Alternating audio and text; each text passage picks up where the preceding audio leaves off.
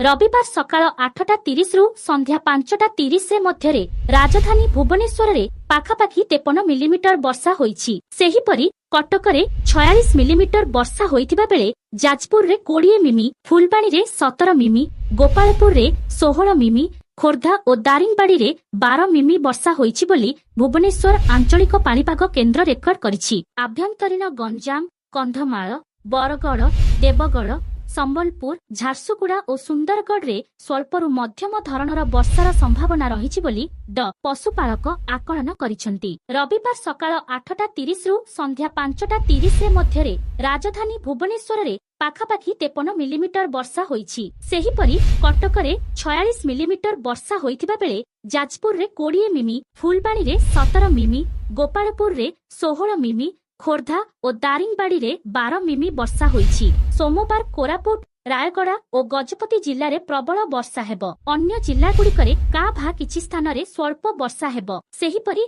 आसंता 9 रु 11 तारिख पर्यंत राज्यरु वर्षा उभान रहिबो बोली भारतीय पाणीपाग विभाग आईएमडी पूर्वानुमान करिछि। तेबे 14 रे उत्तर बंगोपसागर रे लघुचाप होइपारे बोली कृषि पाणीपागविद सुरेन्द्रनाथ पशुपालक पूर्वानुमान करिसंती। सोमवार भुवनेश्वर रे स्वल्परु मध्यम धरणर वर्षा होइपारे। पुरी रे पाग मेघमुक्त रहिबो। उपर बेला हालुकारु स्वल्प वर्षा होइपारे। 8 और 9 तारिख रे गजपति, रायगड़ा,